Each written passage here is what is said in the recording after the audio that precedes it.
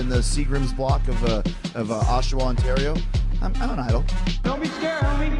Come on. Okay, first of all, the world is smiling at you.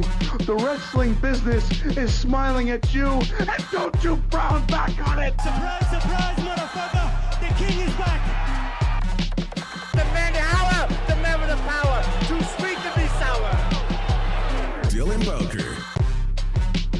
The next question comes from the line of Dylan Bowker, Liberty Multimedia. Your line is live.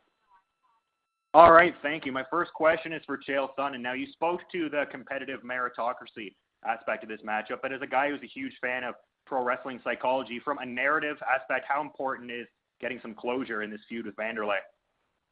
Man, this whole card, as far as you're talking storylines, this whole card has them up and down. Aaron Pico's the hottest prospect MMA has ever had. Ever. Everybody will tell you that. He is going to be the champion. He's going to be the face of this company. He's going to be the face of the industry, and I'm not sure he's going to win next Saturday. He got dealt from the bottom of the deck.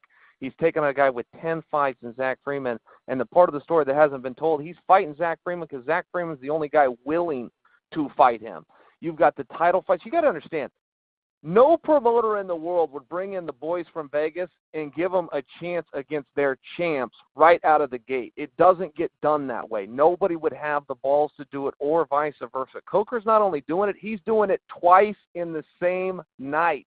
Douglas Lima's taking on Larkin in Larkin's debut, and Bader's stepping in there with Phil Davis in his debut, and that's a rematch that Bader upset him the first time. So you get two of those, and then you get the best heavyweight of this time in Matt Mitrione, my opinion, versus the best heavyweight of all time, my opinion, in Fedor Emelianenko. It is such a crazy night of fights, and it's 2 for 1. If you buy a ticket to the show, you get two shows. You get Bellator 180, and then you get Bellator NYC. And that part, as far as storylines and telling all the stuff, man, there's not even enough time. There was so much drama and so much action on this card.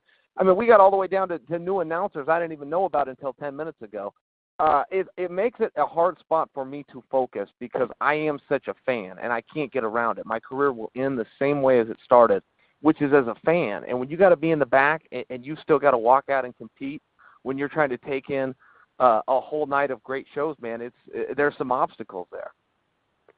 And you were saying before that you're not entirely positive Vanderlei is going to show up. Randy Couture, your former longtime Team Quest partner, has voiced a desire to step into the fold if anyone should drop out. So what would your thoughts be on that matchup? I know you're a guy who takes on all challenges, but what are your thoughts if that were to materialize?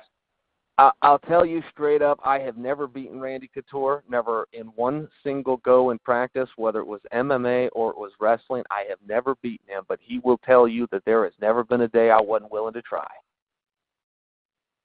Awesome. And my last question here is just for Scott Coker. I'm noticing a lot of interesting entertainment additions, airing the pay-per-view in select theaters, Brendan Schaub co-hosting a hype show and all that. So is this kind of the plan going ahead to sort of expand in this certain direction, like airing in pay-per-views and doing certain things to differentiate your product like that? Well, we said all along that, we are going to be in the pay-per-view business when it makes sense and the fights are built up to where we feel that we could put a fight card together that's worthy. And, next Saturday is our first launch, or my first launch with the company into it. But also, this product will be aired in 163 countries around the world. I think we just gained another 20 outlets this week. And Viacom Distribution, like this distribution, is doing a great deal, doing great deals around the world.